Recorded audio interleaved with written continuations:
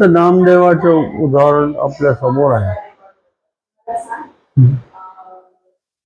जेव्हा त्याच्या आईने त्याला सांगितलं की अरे नामदेवा, विठ्ठलाला नैवेद्य दाखवायचा आहे.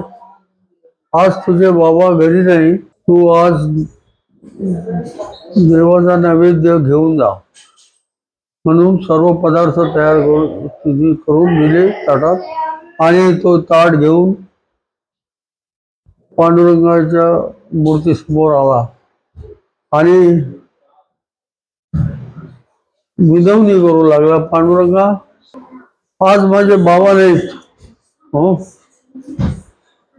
मी चाललोय तुला जेवू घालायला, तेव्हा लवकर लवकर ये, इथं बस आणि मी तुला जेवू घालतो. असं म्हणून तो सारखा मूर्तीकडे पाहत राहिला. परंतु मूर्ती काही तिथून बराच वेळ प्रगटच झाली नाही. त्याला राग आला. तो म्हणाला, पांडुरंगा, माझा बाबा नाही म्हणून तो आज नैवेद्य खायला येत नाही. जोपर्यंत तू नैवेद्य खात नाही तोपर्यंत मी इथून उठणार नाही. आणि असं म्हणून तो तिथे बसला आणि खूप विनवणी करायला लागला. आणि मग म्हणाला, पहा पांडुरंगा, आता जर तू आला नाही तर मी कपाळ मोक्ष करीन, मी माझा इथं जीव देईन. असं म्हटल्याबरोबर पांडुरंग प्रगट झाले आणि नामदेवानी त्याला घास भरवला. पांडुरंग संपूर्ण जेवले. ताक घेऊन पण नामदेव घरी आले. नामदेवाची आई म्हणाली, अरे तुला सांगितलं होतं की नैवेद्य दाखवून ताट घेऊन ये, तू बराच वेळ झाला आला नाही, आता आला तर खाली ताट घेऊन आला. तू पांडुरंगाच्या आधी तूच जेवला काय? नामदेव म्हणाला, आई पांडुरंग स्वतः जेवले. म्हणाली, काय बोलतोस, हा खोटं बोलतोस? अगं आई, नाही, मी खरं बोलतो, पांडुरंग स्वतः जेवले. चल म्हणे, माझ्या सोबत चाल, मला दाखव.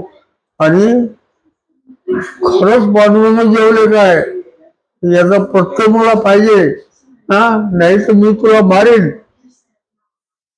असं म्हणून आई त्याच्या सोबत आली आणि ते मंदिरात आले. मंदिरात आल्यावर नामदेवाने पांडुरंगाला म्हटलं, पांडुरंगा, आता लवकर धाव, परीक्षेची वेळ आहे. हा, माझ्या आईला विश्वास नाही, ते म्हणते तूच खाल्लं सगळं. हा, अरे नाही रे बाबा, पांडुरंग, पांडुरंगा लवकर प्रगट हो आणि आईला सांग मी मी जेवलो. नामदेवानी मला जेव घातलं. हा, लवकर ये, नाही तर मी आता माझा जीव देतो. त्याची खूप विनवणी केली. पांडुरंगा धाव आता, हा, धाव धाव पांडुरंगा, लवकर धाव. तर म्हटल्याबरोबर खरोखर पांडुरंग प्रसन्न झाले. हा, त्याची आई विनम्रपणे हात जोडून समोर उभी राहिली. ते पाहून तिला इतकं म्हणजे आश्चर्य आणि नवल वाटलं की खरोखर या पोराची किती भक्ती आहे. स्वतः पांडुरंग जेवले. त्याची भक्ती पाहून ती फार प्रसन्न झाली. म्हणे, देवा, असंच आमच्यावर कृपा ठेवा आणि याला चांगल्यात चांगलं वरदान द्या. हा, तो त्याच्यानंतर संत नामदेव किती मोठे संत झाले. किती श्रद्धा, तो विश्वास, इथं पांडुरंग आहेच, तो येतोच. हा, ही मोठी श्रद्धा. आपण प्रल्हादाचं उदाहरण पाहतो.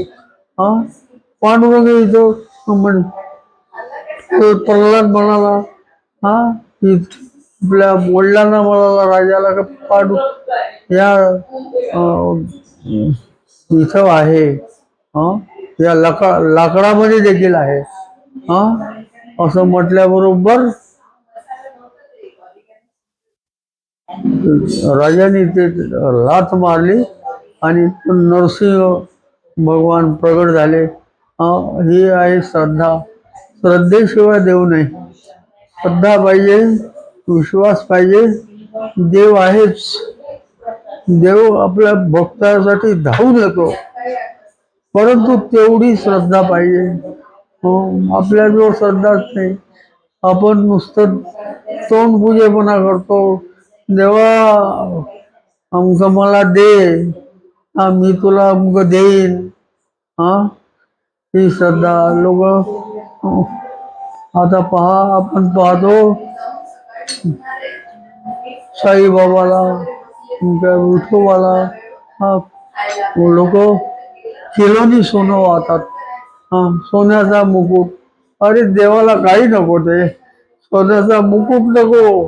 हा ते तुमचं काही नको, त्याला फक्त तुमचं भावतीचे देवती संताची वाणी. हा आचारा वाचून पाहिला का कोणी?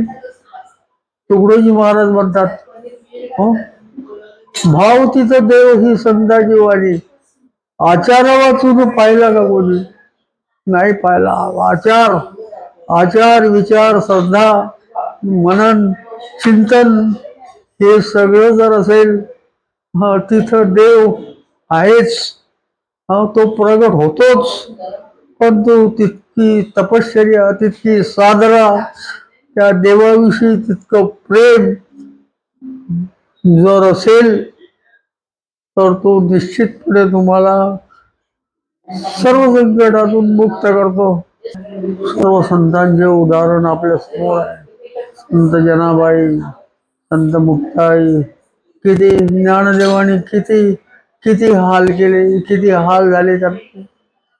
तरी पण त्यांनी आपली साधना सोडली नाही. अगदी बालवयात ज्ञानेश्वर कुठे पोहोचले. योगीराजचा राजा, योगियांचा राजा झाला तो.